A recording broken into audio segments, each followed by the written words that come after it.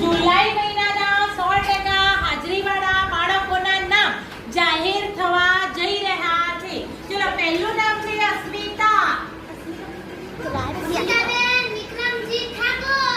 બીજું નામ છે હિરોલ. એટલે હિરોલ દશરથજી. ત્રીજું નામ છે હિરોલ શ્રવણજી. ચોથું જાનકી મહેતાજી.